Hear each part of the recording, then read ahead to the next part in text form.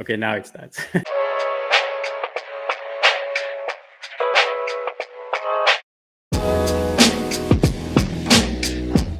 Hello and welcome back to another podcast with me, Kishan Morar.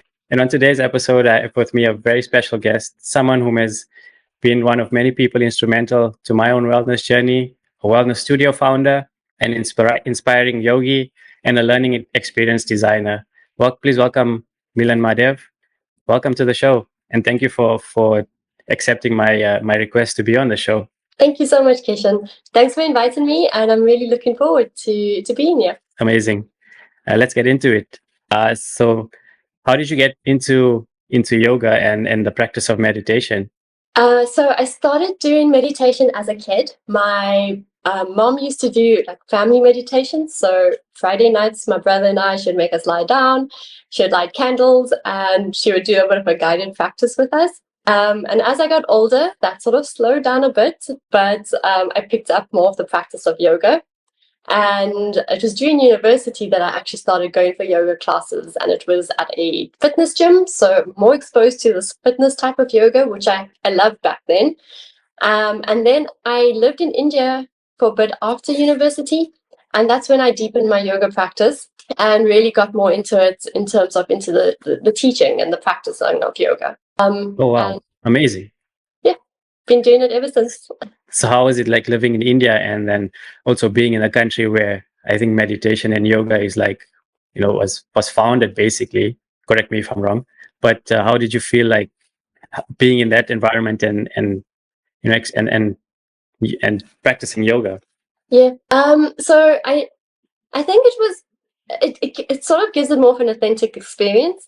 So you start to realize that the West has also taken the practice of yoga and put a spin off to it in certain parts. And being in India, well, I started off in Mumbai, where it was still proper city, but there was still something very authentic about the practice, where it became about more of a lifestyle.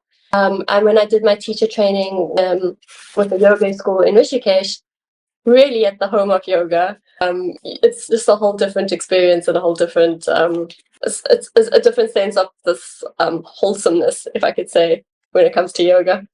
Yeah, I can get that feeling. I can imagine just like being in that environment and just experiencing it must be one. I think a lot of people are actually would like to experience in their lifetime. Yeah, definitely. No. But I think also, though, what's so great about that, like the practice about it, is actually trying to take that whole sense of yoga and that feeling and that experience with you in the mountains, but be able to practice that even if you're stuck in traffic, and being stressed out. And I think that's what we're trying to learn about when we practice yoga, is to bring the skills back into our daily lives. I think coming from South Africa, the traffic, what it's like. When the taxis go past and you're like, you have that urge to like, use some profanity and you're like, okay. I think deep breath in and out. Yeah. As long as there was no accident, you're okay. Yeah. Oh, amazing. So I want to talk about like your journey and what role does yoga bring, for you? How does it play its part into your everyday life? Okay. So for me, I think yoga is just a tool in my whole well-being journey. And I feel like every day it's sort of like every day we need to practice our well-being, and every day we need to spend time dedicated to it. And yoga and meditation have just been, part of this toolkit of things that we have to help us have the sense of well-being. For me, yoga, I think, has really helped me. So being in the corporate space as well, I find that yoga helps me to ground and just connect again to myself. I think a lot of people can relate when we in corporate jobs, or whether we parents rushing around with kids and everything that we have to do with life. We tend to get so overwhelmed and like in this state of constant rush with everything. And I think having yoga to come back to is my moment of disconnect from the world, but also it helps me to focus in on myself for that moment in time. I think it's also been really useful in my own health, with my own health. I find, so I suffer with arthritis and joint problems, which flare up when I'm stressed. And just being able to maintain daily practices with yoga, I've been able to control that and, not suffer with those problems. And I think there's lots of other health benefits that different people will find depending on what they need. But I think for me, it's just been a really great tool to help me control my stress, to help manage my own personal, like my health, and then to take those practices, because yoga is more than just asanas or postures on the mat. It's also about your lifestyle and bringing that into my own personal space. And I like to tell people, so a lot of people in my day job tell me, you're always so calm, or you like, we have this hectic deadline, but you're still so like peaceful about it. And I like to dedicate that to my practice of yoga. That just helps me to have a bit more self-control, and maybe even self-awareness of my emotions or how I show up in front of other people. Yeah, I think years and years of practice. But it has to be a continuous practice, as you say. It has to be something that you're really mindful of doing. And like a lot of people, I think, just try something and then, they leave it for a little while and they're like, okay. Whereas like I feel when I started my own journey with yoga, meditation and stuff, um, it has to become part of your daily, like your mindfulness makeup, if that makes sense. And in terms of like, when things are not going your way, or you're having like you said, a stressful day, or even just a moment, in real life, to bring back, just the breath work, where yoga teaches you how to, to center yourself with a certain, just to calm the nervous system down, so that cognitively we are aware of where we are and what we're doing. Because like you said, you struggle with arthritis and joint pains, and I know that can't be easy, when it flares up, and sometimes you forget that, okay, I have this tool in my arsenal to help me, just to remedy that feeling of pain. Yeah, definitely. I really like what you said about the mindfulness makeup, and I think it is definitely one of those things that you need to keep in hand, in that to reach into whenever you need it. Yeah. So just to share, like, with the viewers, my own story, like I never knew I had anxiety until, I started having like panic attacks. And, when I was going through my own issues, that's when I was properly introduced to, I think, the practice of breath work. Because in that moment, I think you're so stuck in that moment that you can't really comprehend what's right or what's real and what's wrong. What's the feeling of calmness at that point in time. So I think the practice of breath work is one that's so simple, but we take for granted, every single day. Yeah, no, definitely. I completely agree with you. And I would like to thank you and your mom, especially for teaching us, those practices, because I think you are the first person I've come to, you and your mom. I've actually like given myself to the practice, and you guys have made it feel so warm and welcome. It's like a homely practice, like people that you can actually, say, okay, today's going to be a good day. I'm going for my practice. And the learning and the teaching that you guys do is so, what's the word to put it? It's so warm, if you get what I'm saying. Like, yeah, it's, you get emotional just thinking about like when you were going through so many pressures of life or any scenario, and we just come and do a practice with you on a Saturday morning, and it was just like, your day just goes so smoothly after that, because in your mind that you've done something for yourself, not in a selfish way, but so much more in of an enlightened way, to say, okay, I've gotten my mindfulness practice in today, and whatever happens after that, it's okay. Yeah. Oh, that's really kind of you to say that, and I'm glad we were able to help you on your journey. And I think with you sharing that about anxiety, I've also had an experienced anxiety with my job, and what you said was so true, that you forget what's right and what's wrong, and like what's real and what's not. And in my own moment where I had this anxiety with work, it got so bad that when I had actually collapsed and ended up in hospital, at that moment it's so difficult to remember, breathe and take, just relax and have these deep breaths. But then I think once you like consciously aware of that, like this is something that you can use and you can do, it helps you. And that's when it you start to remember. And I think for me that was my turning point, when I was in hospital and said, well, I teach this and I know what to do. How did I end up here?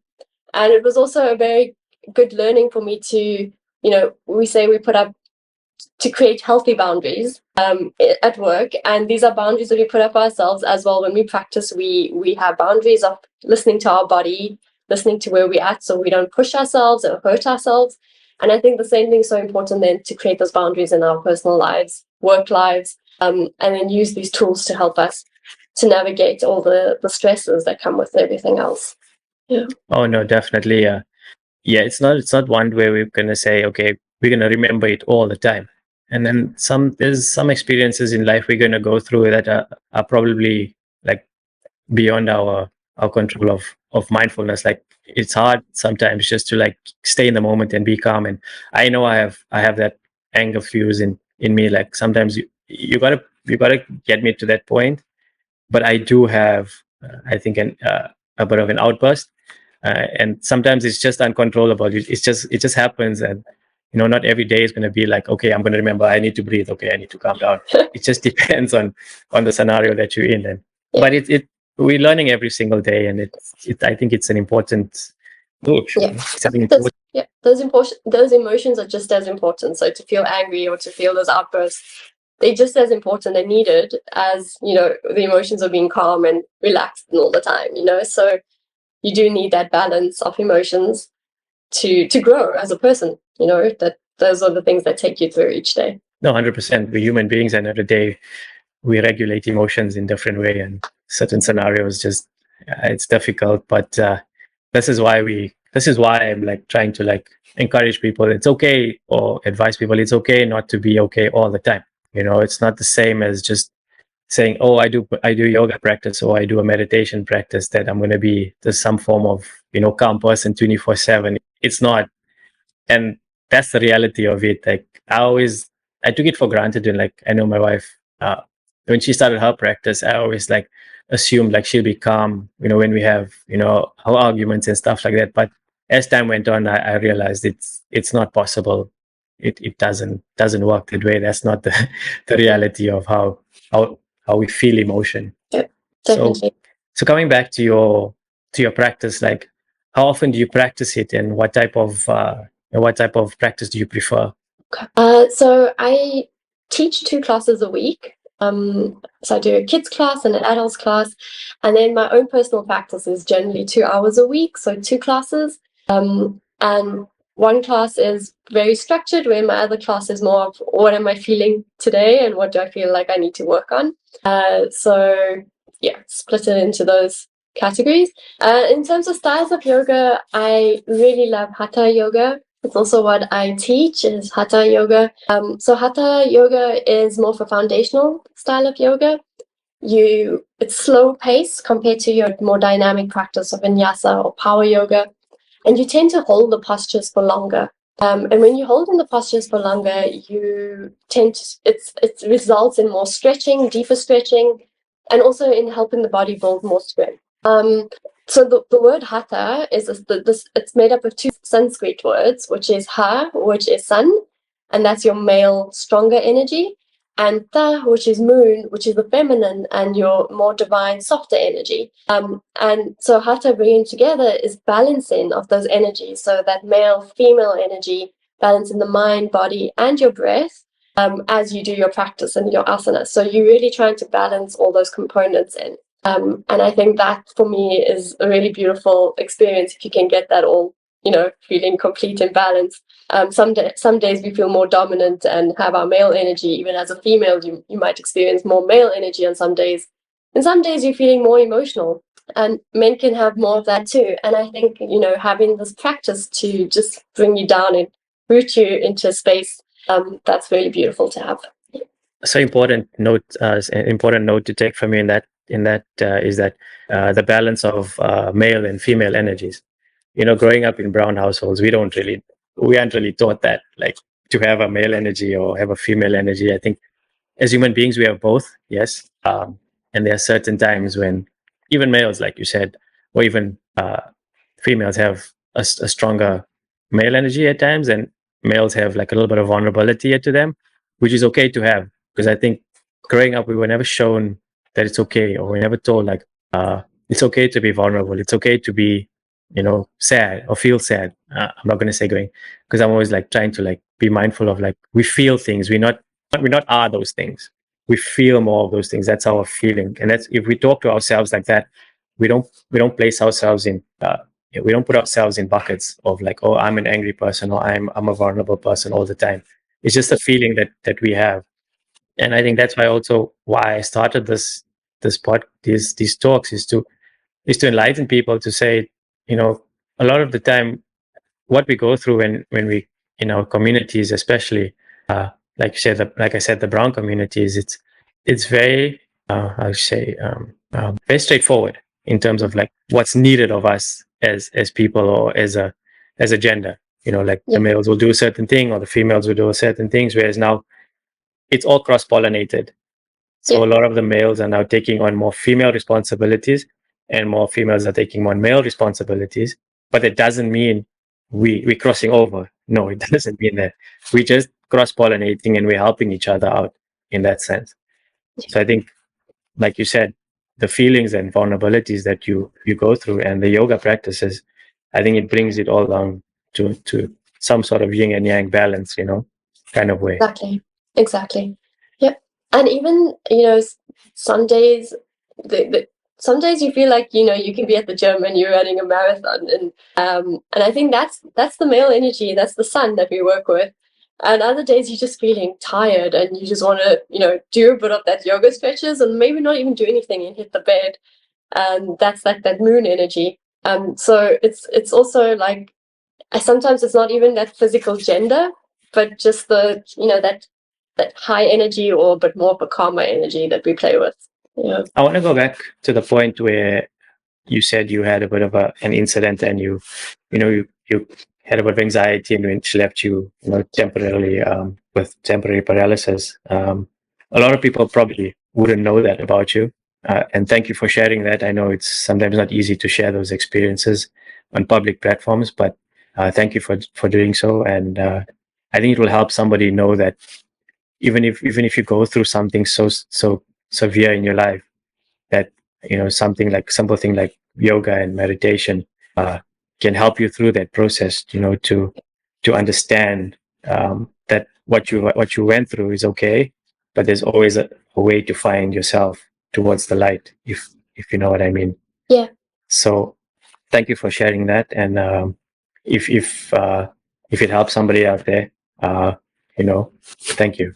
Yeah, definitely. I feel like we tend to feel ashamed when we can't cope with things and we hide it, and our bodies let it out in its own way, right? And it's only until we're able to listen to our body and not feel ashamed and to be actually, I am suffering with this and I am going through this.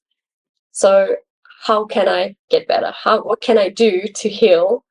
And what can I do so I don't repeat, like I help my body and I support my body. Right. And yeah, I think that's so important. So like there isn't, like you said, there's nothing to be ashamed about it. I think it's about, for me, I think the one thing why I didn't tell people was I wanted to be that person in the corporate space that could do it all. I wanted to show up and I wanted to be like, yeah, I can do this. But eventually your body just can't, right? And you have to take a step back. And that's exactly what it did. And I think having the knowledge has now prevented that from happening again. So I'm not saying my stress or my anxiety goes away, but it's not as severe as it used to be. So I'm able to control those things through my pranayama, my breath work, and a bit of movement. And it becomes a more manageable practice, right? Yes. Like when anxiety, I know for me, I take medication for my anxiety. I was very reluctant to do so in the beginning, because you know how people say like, oh, why are you taking, just get over it, and you need to do certain A, B, and C, and you'll be fine. But it doesn't work that way. Like for some people will be able to like manage their anxiety without the help of medication, and some people need it, and that's okay, right? It's not like you're going to be this crazy person that's on medication anymore when it comes to that form of mental health. I think the stigma around mental health, and I feel that when we speak about our experiences, it just gives somebody else a feeling that, hey, they're not alone, you know. And I think that's why I started this journey, and I feel like it's going to help somebody understand that it's okay to be not okay, you know, and not feel ashamed of like asking for help. Yeah. In that sense. So I think what we're trying to do here is just to make people feel safe in their own insecurities. Yep. So yeah, I think that's very important for a lot of people to like understand it's okay. definitely. But so I know a lot of people are like, who probably watch this were like, okay, how do I get going? How do I start? Like, even if they've never had this practice before, like, what advice would you give to somebody who's interested in getting into this practice and yoga and, you know? Yeah, I think yoga has become a lot more accessible to everyone. So I think that the first thing would be just unroll your mat. Don't have any fears. Take your mat, get a yoga mat if you don't, step one, and then get onto the mat. I think there's a lot of yoga classes out there. There's a lot of online content, so a lot of videos and things that you can find online if you don't want to go to a studio to start your practice off at home. I'm going to shamelessly say you can join my classes, my yoga classes, over my mom's practice with Holistic Healing Connection for your more of the meditation side. But I think it's just about showing up for yourself and not having that fear. Don't set expectations that on day one you need to be able to touch your toes or do a headstand. It's really about listening to your body at that moment and building your practice daily and slowly. I think if you speak to any yogi as well, no matter how many years they've been doing it for, some days it feels like you're a complete beginner because your body is just not allowing you to do certain things. And those are the days you listen to it and you have a more gentle practice. And so I think for beginners, just join any beginner's class and show up for yourself and don't have any expectations and don't it's not about comparing yourself to the next person on the mat. It's just about what you're feeling in that moment and what you need to release and surrender into. Full disclaimer, the links to all the sales pitch will be in the description below. So please, yeah, guys, check out those links, and yeah, trust me, a lot of information in there. And also, I know, Milan, you also have a YouTube channel with yoga practices as well. So I'll add those to the description as well. So guys, check that out. And yes, support her and follow her channel. Thank you. You're welcome, anytime. So with meditation, some people will sit there and just like, okay, my mind is not quiet. It should be quiet. Whereas people get like concerned, like if they're doing it right or wrong, how has meditation completed your yoga practice in your overall journey? Yeah. So meditation, like, I know I was doing it since a kid, but somewhere along the line, the practice got less. And when I started more practicing meditation as an adult, I actually struggled. And I struggled for a long time where I couldn't sit and focus because my mind was just so active. And I started then doing two things. The one thing was realizing that you don't have to be still to be in meditation. I don't need to have my eyes closed to be in a meditative state. And that's because the idea of meditation is actually about not judging your thoughts, letting go of that control of your thoughts. So, trying to find that stillness. But it doesn't mean that you have to sit with your eyes closed, legs crossed, straight back up, And I think that's what made it easier for me. So I started then thinking, okay, as I do my yoga practice and that mindful movement, when I'm connecting my breath and focusing on my breath, that's a form of meditation and that's a state of meditation. And then what really helped me with my meditation practice was to also do chanting. So I would generally take a mala or a string of beads with 108 beads on it, and I would take a mantra that's meaningful for me, and I would chant and sit with my eyes closed. And that chanting helped me to give me a point of focus, and it helped me to clear my mind because then I stopped thinking about everything else that was happening, that was clouding up this headspace, and it gave me a moment to focus on that. So I think meditation can come in various forms, and if you're struggling to sit down, maybe to go for a walk, and just listen to some calming music as you walk and try to center your thoughts, because that's also a form of meditation. And I think what I'd little bit of advice is also, if you do want to do a bit of mindful meditation, start off with guided meditations, because those help you, bring your focus into place and help you to, surrender into those thoughts, to let go of those thoughts that generally are harder to do if you're just going into complete silence or complete meditation yourself. No, amazing. Thank you for sharing that. Yeah, you're right. I think meditation is not one form, it's many forms. It can be like my form of meditation would be exercise or being active. That's where my mind is like really quiet. Like I can really like turn off the world when I'm in that space. Whereas I think other people would be like, okay, sitting in a calm space, just with nature or whatever, and that's how they turn off their mind. Yes. So I don't think it's a one fit all practice. I think you just need to find something that you feel that when I do this, my mind turns off, and that's your meditation practice. It doesn't have to be like we're sitting in the Himalayas, on Everest like Shiva or something, just meditating for like eons and eons.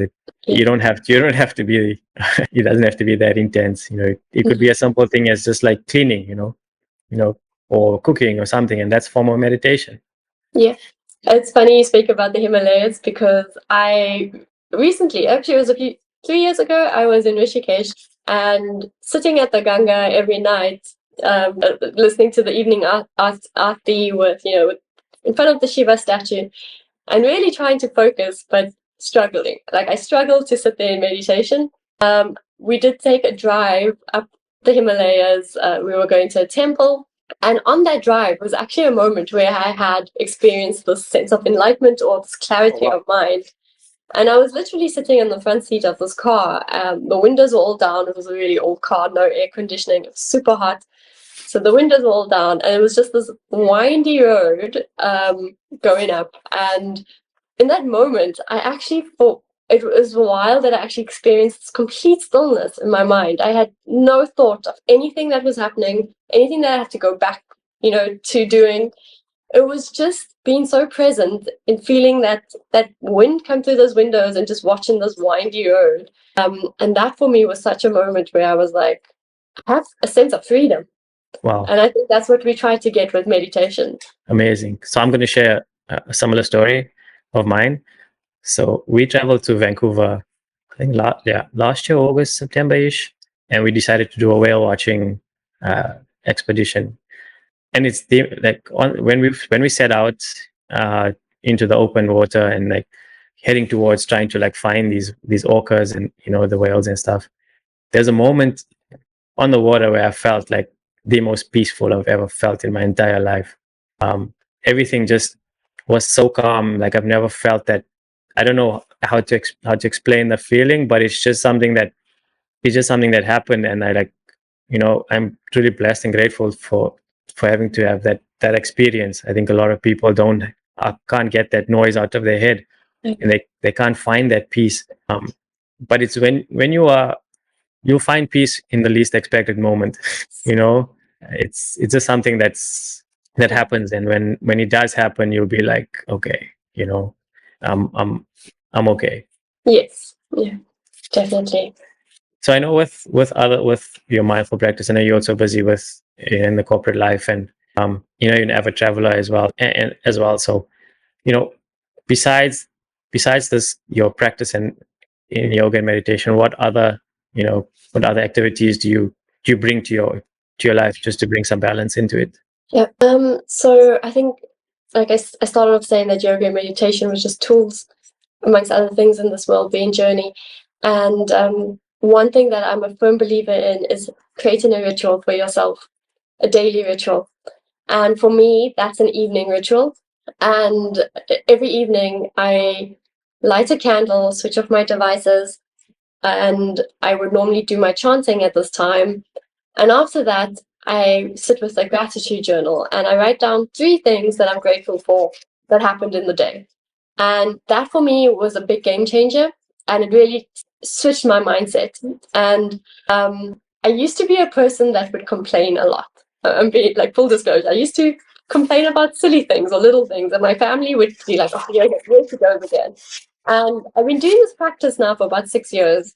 And after like the second year of doing it, my family noticed that I stopped this behavior of complaining over little things. And my partner at that time also noticed it and acknowledged and was like, oh, wow, like you haven't said something about something. And I think just having that practice of gratitude really changes a lot in my day to day as well. So I think find a ritual that helps you to either wind down from your day or to have a good start into your day. Okay. And the second thing that I really recommend is having a mindful coffee. So we generally take the coffee and have it on the go, or you carry on working. But actually sit with your coffee and take 5 minutes, have 5 or 10 minutes just to drink your coffee, but be mindful about it. So take in your senses. What are you currently seeing in this environment?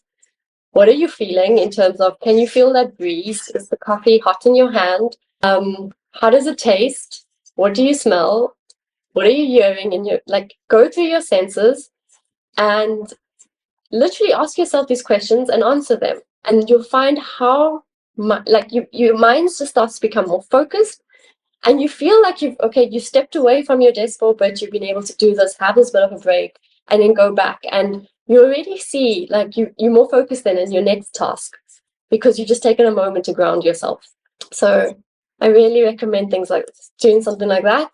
And then breathing. So breathing is something that you can just do at any time that you need. When you're on a plane, at airport, work, go into a meeting room, put yourself on a 10-minute timer if you need to, and just take a few deep breaths. Yeah. No, amazing. Yeah, like you said, like just being in the moment, just enjoying your coffee takes me back to a technique that I learned is the 5 senses technique, just to bring yourself, just to know where you are in terms of reality. Because sometimes we think too far ahead, or we have, intrusive thoughts or whatever, and we forget that in the moment where we are. So it's, we forget that, okay, it's clear, there's traffic outside, or, I'm in my home, I can feel, or say you're taking a shower, like feel the water on your skin, feel smell the soaps, just simple things like that, just to bring you back to reality. Because I think we sometimes live too far, like when we go through trauma, especially, we live too far behind in the past, where we keep replaying the same scenario over and over and over. Or sometimes we're like too anxious about what's going to happen in the future, that we forget that we need to live in the present. Yes. That hasn't happened yet. It's not reality. It's just your mind telling you, or the fears, So you go into that fight or flight mode, where you're like, okay, what if this happens? What if that happens? And it's not reality. Yeah. But like you said, just sitting with your coffee, you'll find peace in that, because there's no danger. Yes. Yeah. So amazing. I think we kind of have similar practices. Yeah. But I think that's because I've come to you guys to learn those practices as well. Yeah. So I know we have a lot of resources out there in the world right now. Is anyone that you would recommend? Yeah. So other than my open consciousness and holistic healing connection, I highly recommend an app called Habit Tracker. And for me, I think well-being needs to be consistent. It doesn't happen once and you feel good and you move on. It has to be consistent. And Habit Tracker is amazing, where you could say, okay, I need to make sure I'm going to have 8 glasses of water every day. I want to do my ritual. I want to do this. And then to track that and see your progress. Sometimes I'm one of them, I get driven by this thing of ticking off something, and motivates me to want to do more of it. So I highly recommend that. And then there's quite a bit of resources out. So in terms of yoga and meditation as well, there's a lot of YouTube channels that you could go onto. And I think it's just about finding one that you connect with. So an instructor that you connect, because sometimes yoga practices are similar, but you really try. It's like the teacher would make a difference on if it relates to you or not. But there's a lot out. There's a lot of free resources as well that's out there. Yeah, you make an important point about connecting to your teacher as well. I think if you don't have a good experience, it kind of puts doubt in your mind whether you want to continue. So I think it's important to not give up, even if you don't have a good experience the first time around. Just keep trying, and you will find the one that's made for you. I guess that's important. A lot of the times, like you said, I say, like, we give up when we don't find something the first time around, because we like also perfectionists. We want things to happen. We don't want anything to happen, basically. And we like, when something does happen that's not in our control, that we get anxious, and we're like, no, I'm done with this. But it's about staying consistent with the practice and finding your center, basically. Definitely. And I think that what that comes with, when we find that center, it comes with community support as well.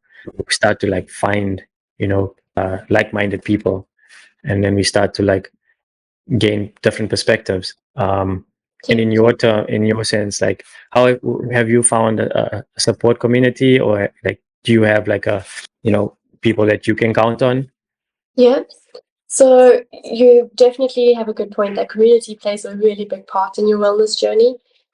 It's also so important to let the people around you know that you're on this journey, because they can support you in small ways. I think for me, it's been my family, having my family to support me on various different journeys that I go through, and then knowing where I'm at that moment. They've been able to support and help me. Having friends around, so we tend to have friends for different things, or you have friends for this or friends for that. And I think it's important to have friends that support you on this wellness journey too. Friends that you can really talk to and open up, and also friends to push you when you feel like you spiraling out. And I think that's important to have the right friends for that. For me, community is also important. I think that's why I started Urban Consciousness, was to find people. I mean, it was about finding a safe space where we could share practices to help each other, especially in this hustle that we're always in. So we're always in this like busyness of, we're hustling for everything in life right now. And it's just about taking that moment to find a community to support you, to the safe space where you can grow. And you can just be yourself. And I think that's what's really important, to find people where you can be yourself and show up as your true, authentic self. Yeah, 100% agree with that. I think also when you begin your journey, like you'll have a group that wide, and then as you go into the journey, your support group gets smaller and smaller, because you realize that not everybody is going to be on the same wavelength as you. And it's not like you're tossing them aside, like, no, you're not my friend anymore, or you're not my, I don't want to do anything with you anymore. It's just that you yourself know that what's best for you right now, and you'll align to people that's like-minded. And that also, like you said, you need guidance and support, and you can reach out to them. Because I know growing up, like being active and being in sports, all the time, you being in sports teams, and that you're constantly around people, but they're not like those people that you can sometimes always count on. And I felt like, okay, I always thought that those are the people that you can count on, when something goes wrong. And only now recently that I found like 2 friends that I've got, that like, if something happens, I can reach out to them, and they'll give me like really honest and feedback, whether it be good or bad. But they know that they have the best interest. They have my best interest at heart. And I think being honest with the next person is very important. Even if it's something, a small criticism that they need to hear, it has to be said, because that's the only way we grow. Like, we grow from failure. Failure is not a bad thing. We grow, I think, much more from failure than victories. Victories are good to celebrate, but I think your failures are like what help you grow. Yeah, if that makes sense. Definitely. Like victories are always a way to reassure that you're on the right path, right, or you're doing the right thing. And failure, that's when you keep growing to the next level. Yeah.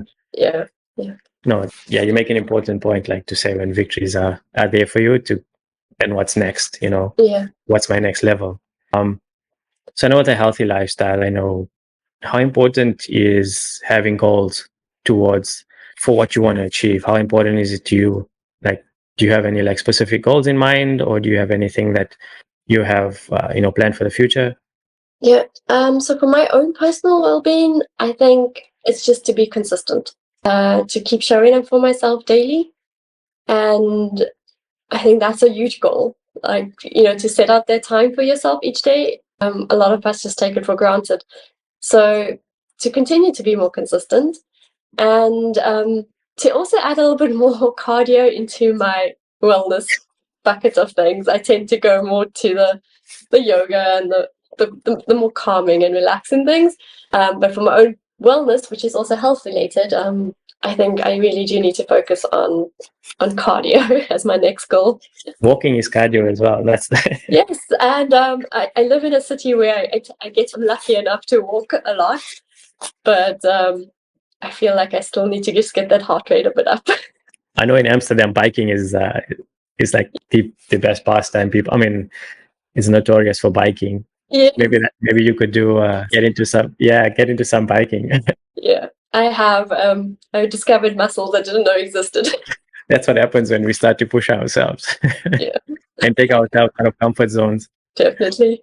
But no, amazing, and thank you so much for accepting my invitation and joining me on this podcast. I think you've given us some valuable insight, and I just want to say a big thank you to you to coming on. Super grateful and super humble, and I hope you all the best for the future as well. And and we hope to see you soon.